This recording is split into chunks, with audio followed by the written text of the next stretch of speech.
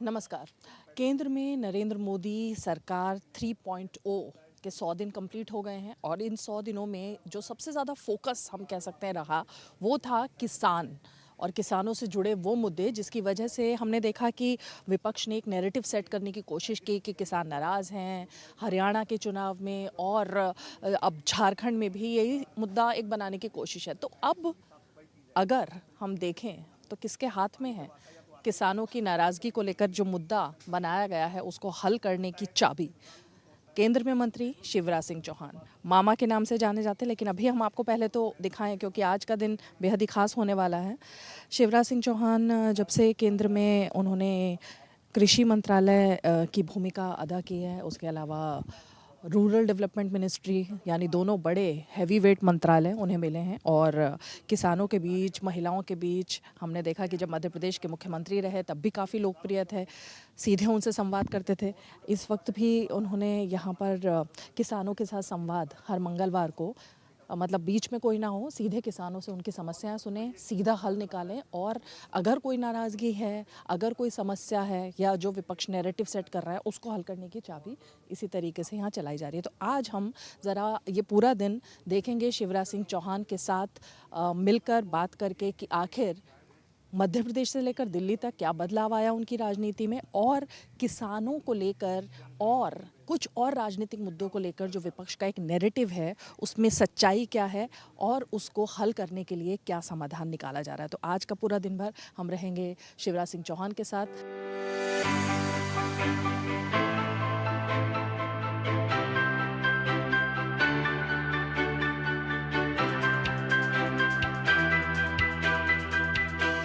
शिवराज सिंह चौहान लगभग 4 साल से अपने दिन की जो शुरुआत है वो एक पेड़ लगाने से करते हैं और कोई भी उनका रूटीन हो, किसी भी राज्य में हो, किसी भी जगह हो, लेकिन वो एक पेड़ लगाते हैं। और मध्य प्रदेश में जब शिवराज सिंह चौहान मुख्यमंत्री थे तब वहाँ पर उनका जो निवास था उसके पीछे पूरी पहाड़ी को उन्होंने एक तरीके से हरा भरा बना दिया था। तो यहाँ भी एक पेड़ लगाकर दिन की शुरुआत और ये तेज पत्ते का ये पेड़ है। शिवराज जी बहुत बहुत स्वागत है दूरदर्शन पर आपका।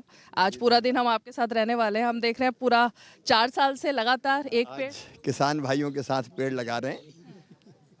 पेड़ है तो ही जीवन है, क्योंकि इसी से ऑक्सीजन है। ये हमें जिंदगी देता है, पर्यावरण को बचाता है और धरती को आने वाली पीढ़ियों के लिए भी सुरक्षित रखता है। तेज पत्ते का पौधा है। हाँ, ये औषधि पौधा है। औषधि पौधा है। तो ये प्रेरणा शिवराज जी कहाँ से है? क्योंकि 4 साल से नॉन स्टॉप केवल भाषण देने से काम नहीं चलेगा कि पेड़ लगाओ। आप खुद अगर करोगे तो दूसरे से कहने का अधिकार भी रखोगे। इसलिए मुझे आया कि मैं रोज लगाऊंगा तो हम प्रेरित कर पाएंगे कि आप भी लगाओ। इसलिए मैंने तय किया कि रोज लगाऊंगा। किसान भाइयों से आपने एक संवाद किया, क्या संवाद रहा? किसान यूनियन स्वतंत्र के सारे साथी आज आए और कई तरह की समस्याएं उन्होंने बताई जो हल बिल्कुल की जा सकती है। कुछ राज्य सरकार से संबंधित है, कुछ केंद्र सरकार से संबंधित है, तो उन पर विचार करके उनका समाधान करेंगे। संवाद से समाधान, यही हमारा लक्ष्य है, क्योंकि किसान ही हमारे भगवान है। चलिए, तो दिन भर आपके साथ रहते हैं और इस पर संवाद हम भी आपसे करेंगे और ज़्यादा। तो अब हमारा सफ़र शिवराज जी के साथ आगे बढ़ रहा है, लेकिन शिवराज जी आप किसानों से मिले क्योंकि हम हरियाणा ही जा रहे हैं और एक नैरेटिव बनाने की कोशिश है विपक्ष की तरफ से। किसानों से बात करके क्या लगता है, क्या वाकई कोई नाराज़गी है?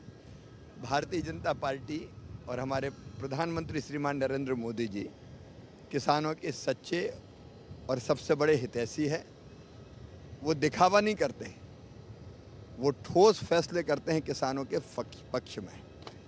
जैसे अभी बासमती चावल हरियाणा में भी बहुत होता है, उस पर मिनिमम एक्सपोर्ट ड्यूटी लगी थी।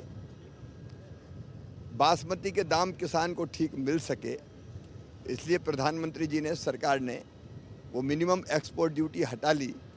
अब हमारा जो चावल है बासमती चावल, वो और अच्छी कीमत पर निर्यात होगा, किसानों को अच्छे दाम मिलेंगे।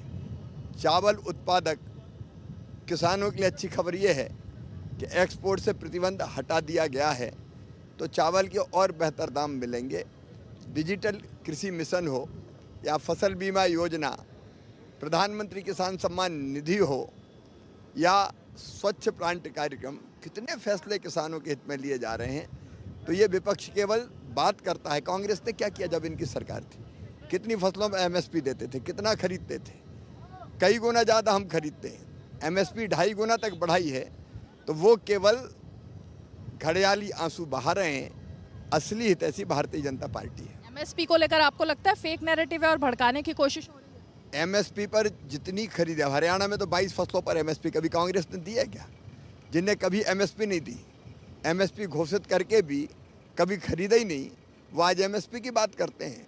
भारतीय जनता पार्टी एमएसपी घोषित करती है कुल लागत पर 50% मुनाफा जोड़कर, जिसके लिए कांग्रेस ने इनकार कर दिया था, स्वामीनाथन आयोग की रिपोर्ट मानने से इनकार कर दिया था। तो ये तो किसान विरोधी है, आरक्षण विरोधी है कांग्रेस। किस्मों से बात करती है, किसान विरोधी कांग्रेस को ये बात करने का हक ही नहीं है। आरक्षण पर भी बात करेंगे, चलते हैं आपके साथ शिवराज जी। और इस सफ़र में क्योंकि बहुत सारी चीज़ें और बहुत सारे मुद्दे होंगे, तो चलिए आगे बढ़ते हैं अब हरियाणा की तरफ।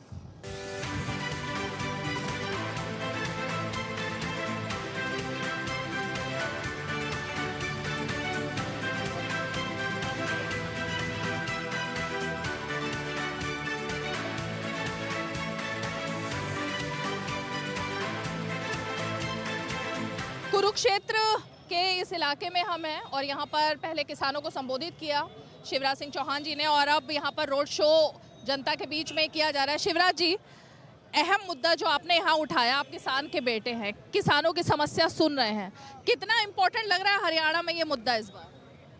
हरियाणा की सरकार को बधाई, प्रधानमंत्री नरेंद्र मोदी जी को बधाई। यहाँ सभी 24 फसलें एमएसपी पर खरीदी जाएगी। किसानों का भलाई केवल बीजेपी ने करी है, बीजेपी की सरकार ने की है, और आगे लगातार हम फैसले करते जा रहे हैं किसानों के पक्ष में। राहुल गांधी भी आज यहाँ पर हैं, उन्होंने कहा कि किसान को हम आंसू नहीं निकालने देंगे और उनकी एमएसपी का पूरी फसल को खरीदने की उन्होंने गारंटी दी। उनकी सरकार में केवल आंसू ही थे, कितनी फसलें खरीदी थी। एमएसपी 2.5 गुना से ज़्यादा हमने बढ़ाई मोदी जी ने। फसलों की खरीद मोदी जी की सरकार करती है और हमारी राज्य सरकारें करती है। जहाँ कांग्रेस आती है वहाँ खरीदी बंद हो जाती है। रिकॉर्ड ये कह रहा है कि कांग्रेस किसान विरोधी है। कांग्रेस किसान विरोधी है? जी हाँ, आपको लगता है? कांग्रेस किसान विरोधी राहुल, जिनको खेती के बारे में पता ही नहीं है। गेहूं की बाल ऐसे लगती कि ऐसे लगती, यही पता नहीं, वो क्या खेती की बात करें। लेकिन एमएसपी पता है उनको। अब केवल रटवा दिया लोगों ने, मैनेज करके खेतों में ले जाके खड़े करते हैं और उनसे किसानों से बात करवाते हैं। वो नाटक और ढोंग किसानों ने देखा है। किसानों का विश्वास मोदी जी पर है, नायब सैनी पर है, बीजेपी पर है। 10 साल की एंटी इनकम्बेंसी, वो आपको जब आप जा रहे हैं लोगों के बीच दिख रही है? क्योंकि किसान, पहलवान और जवान, यही मुद्दा है और यही स्लोगन दिया जा रहा है। यहाँ प्रो इनकम्बेंसी है। बीजेपी की सरकार ने जो शानदार काम किए हैं, पहले खट्टर जी के नेतृत्व में और अब नायब सैनी जी के नेतृत्व में, उन्होंने हरियाणा की जनता की जिंदगी बदली है, हरियाणा की तस्वीर और जनता की तकदीर बदली।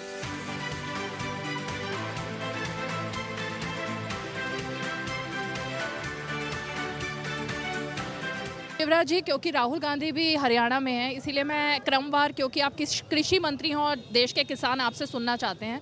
जिस तरह के आरोप वो लगा रहे हैं, उन्होंने कहा कि अडानी अंबानी का कर्जा माफ़ हो जाता है, किसान का नहीं होता, हरियाणा में सारे पेड़ खत्म हो रहे हैं। तो मैं आपसे सच्चाई जानना चाहती हूँ। ये नरेंद्र मोदी जी की सरकार है जिन्हें 3,25,000 करोड़ रुपया किसानों के खाते में सीधे डाला है और 5 तारीख को फिर डालने वाली है। कभी कांग्रेस ने एक नया पैसा दिया क्या? केवल झूठ बोलना, भ्रम फैलाना। कभी फसल बीमा योजना का पैसा कांग्रेस में किसान को मिला है क्या? बीमा होते ही नहीं थे, किसान परेशान रहता था, मुआवजा नहीं मिलता था, राहत नहीं मिलती थी, एमएसपी की खरीदी नहीं करते थे। किसान को तबाह और बर्बाद करने के पाप इन लोगों ने किए हैं। ये मोदी जी की सरकार है जो वास्तव में किसानों के दूरगामी हित में भी काम कर रही है। राहुल को तो पता ही नहीं खेती और किसानी क्या होती है, जो बता देते हैं उनके सलाहकार, वो बोलना शुरू कर देता है।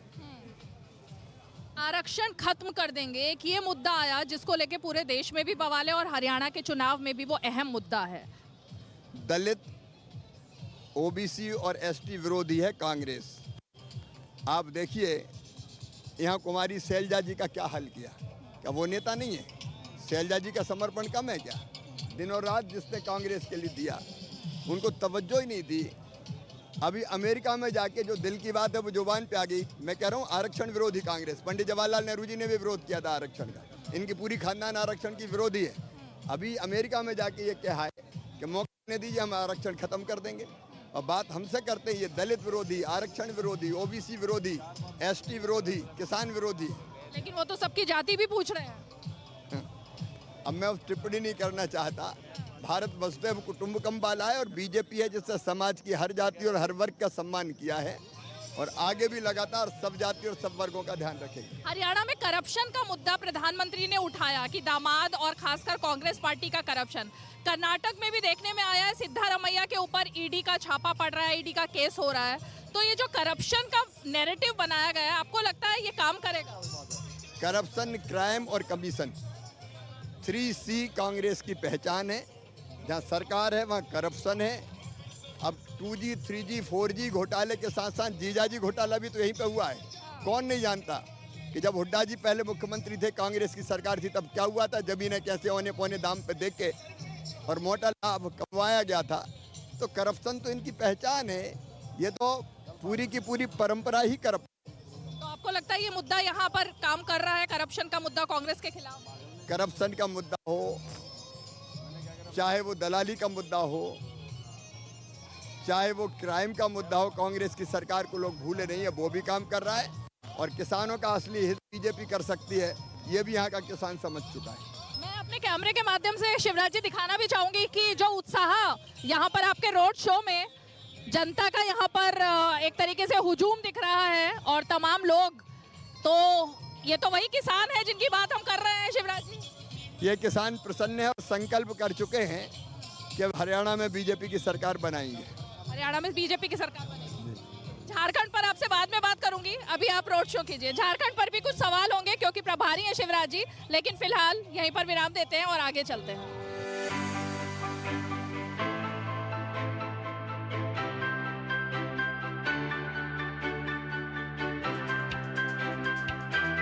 शिवराज सिंह चौहान का यही अंदाज है जो उन्हें सबसे ज़्यादा लोकप्रिय बनाता है। इस वक्त हम अब पहुंच गए हैं बहादुरगढ़ में। पहले हमने कुरुक्षेत्र में सभा देखी और उसके बाद यहाँ पहुंच गए हैं। यहाँ जनता के बीच और लोगों के बीच करप्शन का एक मुख्य मुद्दा है जो कि शिवराज सिंह चौहान यहाँ पर उठा रहे हैं। इससे पहले प्रधानमंत्री नरेंद्र मोदी ने ये स्लोगन दिया था और यहाँ पर जय श्री राम के नारे भी लग रहे हैं, आरक्षण की बात भी हो रही है और साथ ही मामा लाडली बहनों के लिए भी अपने पिटारे से बहुत सारी चीजें लेकर आ रहे हैं और किसानों के लिए भी बात हो रही है। लेकिन अहम मुद्दा यही है कि हरियाणा की जो चुनावी लड़ाई है इस बार दिलचस्प हो गई है, क्योंकि पहले ये माना जा रहा था कि कांग्रेस पार्टी बहुत ज्यादा मार्जिन से आगे चल रही है, लेकिन अब लगातार जो अंदरूनी गुटबाजी है कांग्रेस की वो सामने आने के बाद शैलजा वर्सेस हुड्डा ये स्लोगन बीजेपी की हर रैली में दिखाई दे रहा है। शिवराज सिंह चौहान ने भी इसका जिक्र किया और अब क्योंकि वो गुटबाजी एक ऐसा मुद्दा है जो बीजेपी के पक्ष में काम कर रहा है कांग्रेस के खिलाफ, तो अब ये माना जा रहा है कि कांग्रेस से बीजेपी लगभग समान इस वक्त लाइन पर आ गई है। तो कहीं ना कहीं किसानों का मुद्दा और अंतिम 2 दिन जब प्रचार के बचे हुए हैं तब शिवराज सिंह चौहान का यहाँ पर आना, किसानों के लिए बात करना, ये काफी अहम संकेत बीजेपी की तरफ से देने की कोशिश है।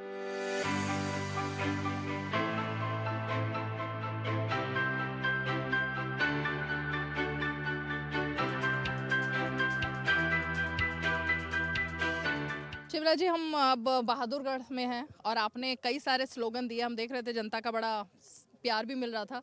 3C 3D ये स्लोगन आपने दिया एक तो। नहीं, ये स्लोगन नहीं, ये सच है। कांग्रेस की जब जब सरकार रही है, करप्शन, यहाँ सरकारी नौकरियां बेचते थे कांग्रेस के मुख्यमंत्री और कांग्रेस के नेता। क्राइम बढ़ता है और बिना कमीशन मतलब लिए दिए कोई काम होता नहीं है। तो 3C का मतलब यही है, करप्शन, क्राइम और कमीशन, जिसको भारतीय जनता पार्टी की हरियाणा सरकार ने ख़त्म कर दिया और मोदी जी के नेतृत्व में देश भर में जहाँ जहाँ केंद्र सरकार के जो काम हैं वहाँ ख़त्म किया है। और 3D का जहाँ तक सवाल है, डीलर के माध्यम से यहाँ सरकार चलती थी कांग्रेस की, दलाल के माध्यम से चलती थी और दमाद का किस्सा पूरी दुनिया जानती है। तो इसलिए ये 3C 3D जब कांग्रेस आती है तो उसकी सरकार होती है। शैलजा और हुड्डा, ये तो सबको पता था, लेकिन क्या आपको लगता है कि हुड्डा जी के परिवार में भी कुछ आपस में खींचतानी चल रही है? आपने ऐसा भी जिक्र किया। नहीं, वो तो साफ है। पिता भी अलग कहते हैं कि मैं CM, पुत्र अलग कहते हैं कि मैं भी दावेदार। तो घर में ही गड़बड़ लग रही है मुझे। बाकी कांग्रेस तो गड़बड़ है ही। संविधान खतरे में है क्या? संविधान को खतरा था कांग्रेस से। इंदिरा जी ने इमरजेंसी लगा के संविधान को तार तार करने का पाप किया था। जब भी खतरा पैदा हुआ कांग्रेस से पैदा हुआ। मोदी जी के नेतृत्व में भारतीय जनता पार्टी के राज में संविधान सर्वथा सुरक्षित है। ये सवाल मैंने इसलिए पूछा क्योंकि आज जब आप यहाँ पर हैं तो राहुल गांधी भी यहाँ रैलियाँ कर रहे थे और उन्होंने हर रैली में संविधान की कॉपी फिर आज हाथ में रखी और उन्होंने कहा जैसे ही हमारी सरकार बनेगी तो संघ और बीजेपी मिलकर जिस तरह संविधान को खत्म कर रहे हैं, ये जो उन्होंने विदेश में भी कहा था वही उन्होंने यहाँ भी कहा। उनसे बड़ा झूठा आज तक इस धरती पर पैदा नहीं हुआ। कुछ भी बोलते हैं वो, सारे भारतवासी गवाह हैं। वो अमेरिका में बोले आए कि सिख भाई बहन कृपाण नहीं रख सकते, पगड़ी नहीं पहन सकते, मत्था नहीं टेक सकते गुरुद्वारे में जाके। ये दृश्य कहीं है क्या? इतना झूठ! अच्छा, शर्म भी नहीं है, लज्जा भी नहीं है। वो तो हिटलर के एक साथी थे गॉयविल्स। वो कहते थे बार बार किसी बात को, अगर झूठ बात को बार बार दोहराएं 100 बार तो वो सच लगने लगती है। और इसलिए गॉयबल्स की आत्मा उनमें प्रवेश कर गई है। वो एक झूठ को कई बार बोल के उसको सच सिद्ध करना चाहते हैं, लेकिन भारत की जनता सच जानती है। तो ये नैरेटिव क्यों चलाया जा रहा है शिवराज जी? आपको लगता है इसके पीछे कोई और वजह है कि विदेश में जाकर भी ऐसा बोलना और देश में भी? क्योंकि 2024 के चुनाव में यही नैरेटिव था जो विपक्ष को एक अच्छा, एक तरीके से हम कह सकते हैं, जिसका उन्होंने जीत का जश्न तक मना लिया कि हम बहुत आगे निकल आए इस बार। विदेश में जाके देश की बुराई करना, आलोचना करना, ये देश विरोधी काम है। कभी ऐसा नहीं होता, दुनिया में कहीं नहीं होता। किसी भी देश के प्रमुख नेता विपक्षी भी हों, दूसरे देश में जाते तो अपने घर की, अपने देश की तारीफ करते हैं। ये पहली बार मैं देख रहा हूँ कि जो बाहर देश के जाके जहर उगलने का काम राहुल गांधी कर रहे हैं। ये घृणा की पराकाष्ठा है, कुंठा की अति है, और ऐसा व्यक्ति कभी देश का भला नहीं कर सकता। आपने जो शिवराज जी नफरत की बात कही, घृणा की बात कही, खड़गे जी अगर बीमार हुए परसों तो पीएम ने उनका हालचाल पूछा।